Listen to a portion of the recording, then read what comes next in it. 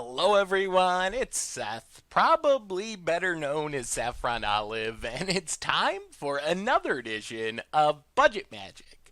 So this week, I am super excited. We get to play a deck that I wanted to play for a really long time, but I haven't been able to because a couple of key pieces, or one in specific, were just too expensive for the budget. But thankfully, Iconic Masters fixed this issue. Now we can play Martyr Proc, budget Martyr Proc for Modern, and this deck is super awesome. It's like mono white aggro control. We can get these random aggro wins. We can also be like a mono white control deck. We can also just strip mine people out of the game. It is really sweet. So as you can see, $101 in the paper world, 18 ticks on Magic Online. So a pretty sweet price for a really powerful budget deck. A quick reminder before we break down Martyr Proc for Modern. If you enjoy this deck and you enjoy budget Magic in general, it would be spectacular of you if you could take a quick second and click that subscribe button down in the corner of your screen. It's a great way to support the channel and the site for free. So let's talk Martyr Proc, starting with the key pieces of the deck, and actually the reason we can finally play this deck on budget Magic, Serra Ascendant. So Serra Ascendant was ridiculously expensive, both from play in Modern and also in Commander. Doesn't look like a scary card as a 1-mana 1/1 with lifelink. The thing is, if our life total is 30 or more, it's actually a 1-mana 6/6 lifelink with flying, which is absolutely absurd. So thanks to Iconic Masters, Serra Ascendant went from like 20 some dollars down to like $8 and still dropping. It's probably going to be even lower than that by the time this video goes live. But it is the key piece to this deck. So in conjunction with Martyr of Sands, it gives us this really weird nut draw. So Martyr of Sands, 1-mana 1/1. We can pay 1, reveal X white cards from our hand, and we gain 3 times X life. So if we can, for example, play a Serra Ascendant on turn 1, on turn 2, play Martyr of Sands, use the extra mana we have left over to immediately sacrifice Martyr of Sands and reveal at least 4 white cards, which is pretty easy to do because our deck is all white cards, we end up with 30-some life and a 6/6 flying lifelinker on turn 2. That's a way we can just get free wins right away. And then as the game goes along, we keep getting more and more value out of these cards. So that's kind of our aggro nut draw win, is just randomly end up with a Serra Ascendant or 2 that's a 6/6 lifelinker with flying as early as turn 2. The grindy control part of the deck comes with Kami of False Hope and specifically Proclamation of Rebirth. So Kami is just a 1-mana fog on a body. We can sack it, physical combat damage. Proclamation of Rebirth is a big one here. So Proclamation of Rebirth, 3-mana sorcery, lets us return up to 3 creatures with converted mana costs or 1 or less from our graveyard to play. So obviously, we can just cast it, get back Serra Ascendants, get back Martyr of Sands, which sacrifice themselves, Kami of False Hope, which sacrifices itself. The bigger deal here is forecast. So we can pay 6, reveal Proclamation of Rebirth in our hand, and return a single creature with converted mana cost of 1 or less from the graveyard to play. So the late game combo of this deck, where we grind out a ton of value, is we get up to 6 mana, or 7 mana preferably, then every single turn we just reveal a Proclamation, get back a Martyr of Sands, crack the Martyr of Sands, just keep holding our white cards so we're gaining like 15, 18, 21 life each turn, and along the way we're still playing more Serra Ascendants, playing more creatures, and that just puts the game out of reach against a lot of decks. Unless our opponent's going to mill us out or can otherwise win without damaging us, just activating a Martyr of Sands for 15 to 21 life each turn is almost always going to put the game away. Proclamation of Rebirth, if we're forecasting it, also is uncounterable because we're not actually casting it.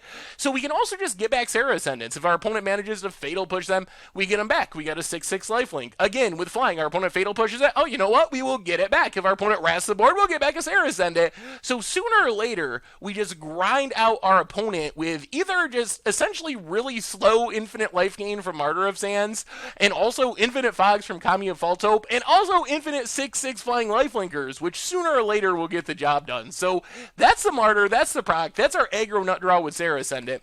As far as the rest of the deck, Ranger of Eos lets us tutor up 2 1-drops, which means we get our Martyr of Sands if we're on that plan. Lets us get a Kami if we are in danger of dying to creature damage. If we have enough life, we just get 2 Serra Ascendants, and we play Ranger, we play the two Serra Ascendants, we end up with just a ton of power, 15 power, 12 of it flying and lifelinking for a really, really cheap cost. Squadron Hawk gives us some chump blockers, can get in some damage, but also gives us a way to just fill our hand with white cards. So that's the main synergy of Squadron Hawk, is it gets us 3 additional white cards in hand when we cast one of them to reveal to our Martyr of Sands to make sure we're gaining those huge chunks of life.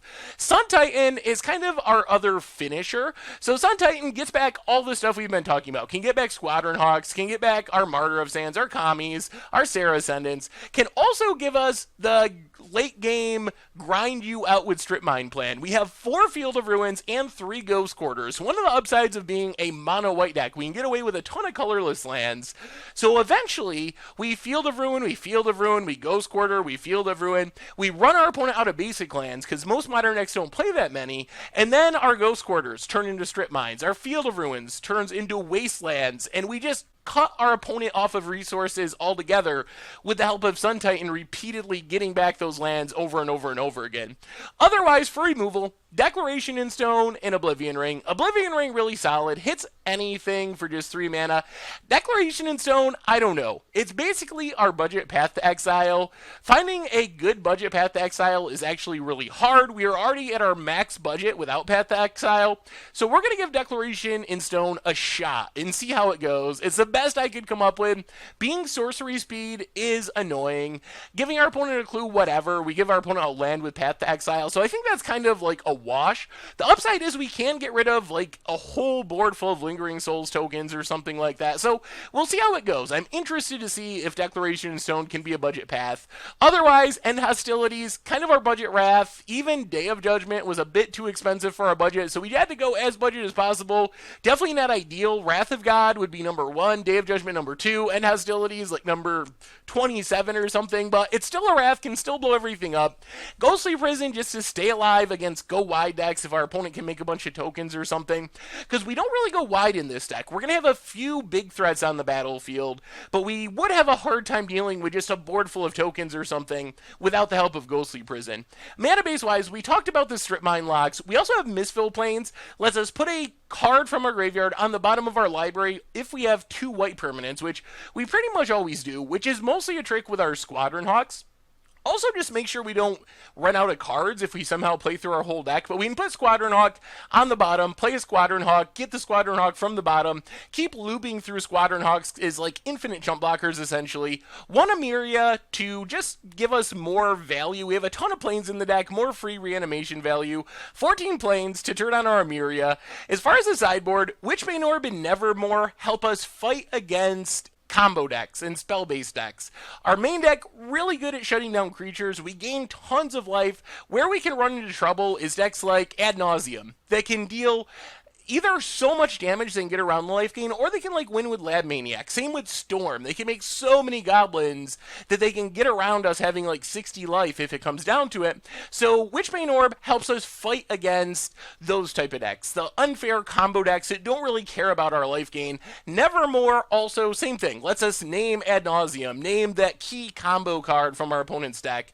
Tormod Script lets us fight through our opponent's graveyard stuff against Dredge, Snapcaster decks, stuff like that. Finally, Disenchant and Celestial Purge give us a bit more removal. Disenchant gets rid of graveyard disruption spells like Rest in Peace and Leyline of the Void, which are pretty annoying for our late game plan. Shuts down our Proclamation plan. I mean, we can still win. We can just gain a bunch of life, beat down with Serra Ascendants, but it does shut off the late game dominance that our deck has, and Celestial Purge. And that is Martyr Proc for Modern, and that's our budget Magic deck for this week. So I think this deck is super legit. I'm really excited that it's finally in the budget range. It's a deck that, it's not like a brew. Martyr Proc is a real deck. We definitely had to tweak some stuff to get it into the budget range, but it is really powerful, and I really like how varied of games it can play. It can be pretty aggressive with the quick Serra Ascendant 6/6, beat you down, get free wins, and it can also win long games and just grind through control decks and counterspell decks because of our insane late game engine with Proclamation of Rebirth, just reanimating stuff. Sun Titan disrupting our opponent with Field of Ruin and Ghost Quarters, our ability to reanimate stuff, so we can win aggressive games, we can win the long game.